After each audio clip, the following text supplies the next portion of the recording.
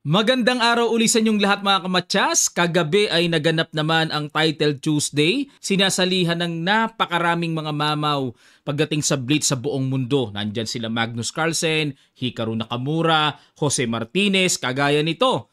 Na gustong-gusto ko lagi yung laro nila kasi po itong si Jose Martinez.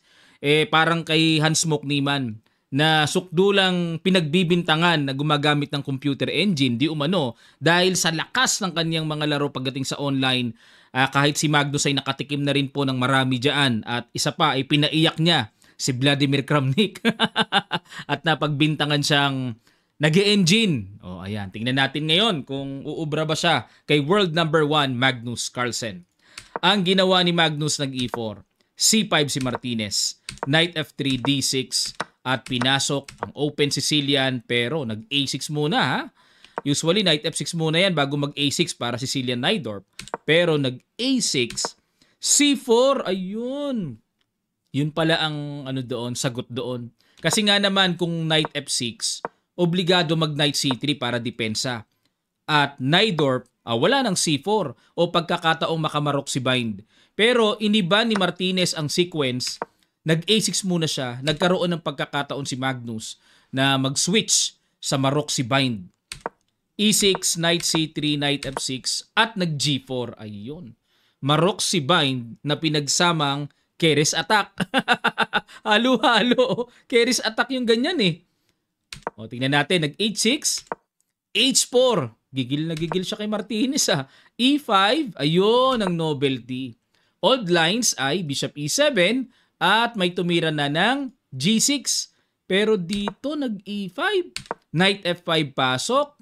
Nag-G6 paalis. Knight E3. Sakto lang para depensado. G4. Bishop E6 at nag-H5. Kumapture sa H5. Knight D5 dito si Magnus. Blunderacious ang binigay ng computer engine sa tira na yan. Ano yung tira na yan? Yun ang tanong. Hindi kaya naka-pre-move dito si Magnus? Na ang akala niya mag-G5 lang. Hindi kaya ganun ang plano? Malalim pagpalagay ng G5 at naka-pre-move dito si Magnus. Paano kung Knight naman ang ipang-capture? Bishop H3. Okay. Malalagay sa peligro.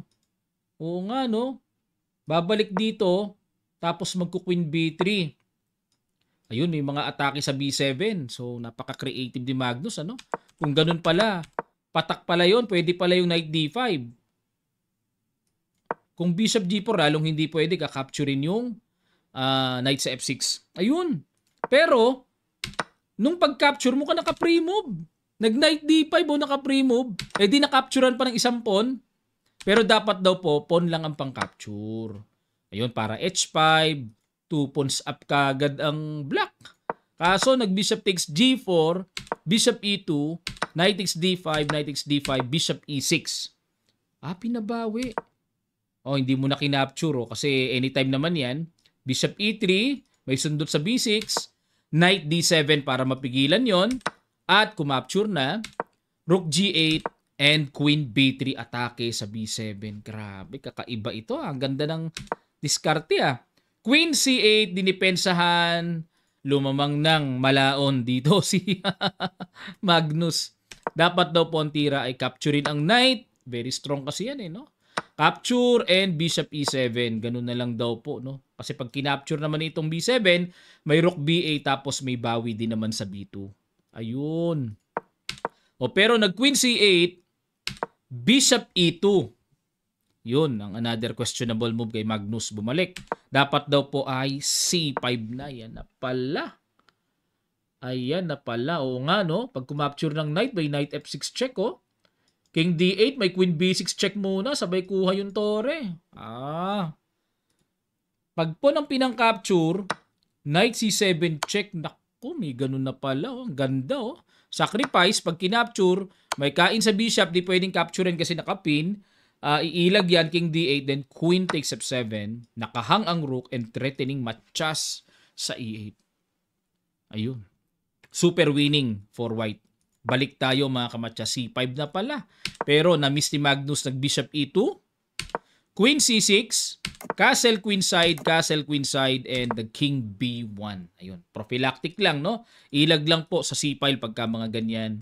Nag-knight C5, atake sa queen, umilag, king B8, at nag-B4. Ayun, atake sa knight, atras, queen B3 para with the idea to play B5, talagang ipe-press ng atake yung queen, nag-B6 para kung mag-B5 man, may aatrasan mamaya sa B7. Rook C1, ayan, unti-unti nang pinoporma dito ni Magnus sa mga tore niya. Queen A4. Queen A4. Planong mag-C5 tapos kuhanin yung pawn A6. F5 para makapanggulo, mag-F4. Kinapture lang, capture, and king A1, bishop E4. Okay. Hindi man lang nasisindak si Magnus na matirahan ng ganun, ano? Pag gumanyan ay titirahan lang ng rook HD1. At kung mag-E4, discovered check, ay magbi-bishop D4, haharangan lang. Yun ang mga malulupites na mga natatanaw. Okay, nag-bishop E4 si Martinez, double attack, rook HD1, rook G6. Ayun, bakit gumanon? Bad move ang binigay. Dapat daw ang tira ay rook C8. Okay? Kumbaga yung tore, ipang-abang na lang sa potential C5 mamaya. Balik tayo sa rook G6, bishop H5, rook G7. Ayun, knight x B6. Gumanon na. Ano ang laman na naman? Ano? Ano na naman yan? Kinapture lang. Sabay ganun lang. Grabe namang lupits nun. Hindi makaalis yung knight kasi may capture sa tore. Nakapin. Teka muna, kung... ito nga tira. Knight x B6 tama ba? Bishop E2 lang kasi tira dito ng computer Pero knight x B6 takes rook C8, good move. Nagkaroon man ng ganun si Magnus pero bumaba pa rin ang evaluation bar.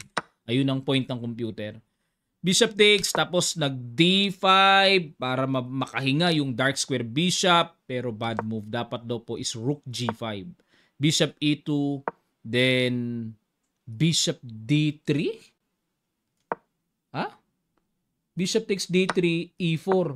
Ay, ang lalim. Oo. Nga pala, may threat sa queen, tapos may threat sa bishop. Hanip na mga tiradings kaya. Oo nga. Nagtaka ako ba't pinakain Yung pala may ganun pala. Paano kung tore pangkain? E4 pa rin. Pag nag-rook D5, kakapturein lang. Nakapin nga pala po yung rook sa C1. Okay?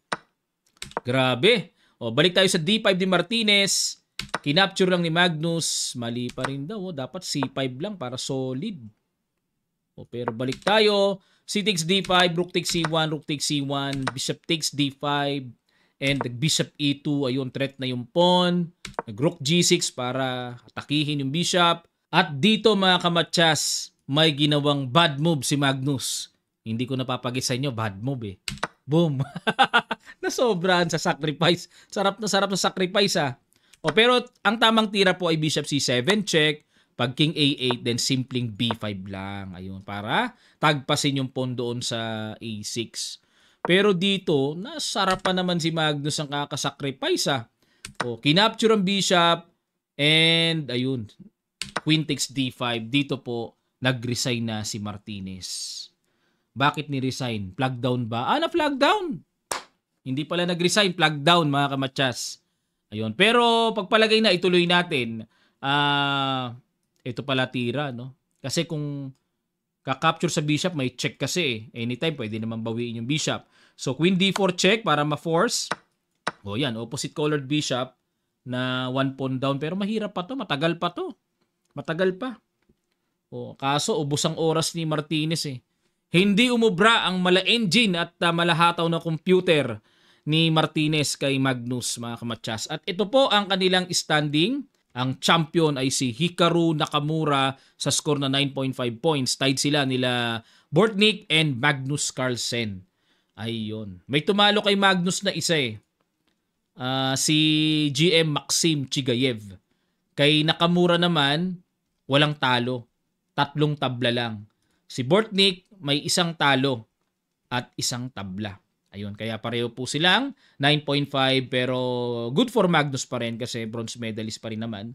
At silver si Bortnik, gold si Naka. Partida na, nagla-livestream pa yan si Naka, nagkasalita pa yan, nagkukwento pa yan kagabi, nung pinanood ko. Hanip talagang nakamura mamaw talaga, no? Okay, yan po ang katatapos lang na Title Tuesday. At kung meron pa kayong gustong ipa-analyze, lapag nyo lang po sa comment section below. Titignan natin kung interesting at papasadahan po natin. Sa mga gustong mag-register for this coming November group training online ni Coach I.M. Camachas, nasa comment section lang po ang form, ang details, how to register. Click nyo lang po para kayo ay makapag-register na. Sa mga gusto mag-improve, maging tournament player talaga, tumaas ang rating, try nyo po mga kamatsas. Maraming salamat. Magkita-kita pa tayo sa mga susunod pang chess updates.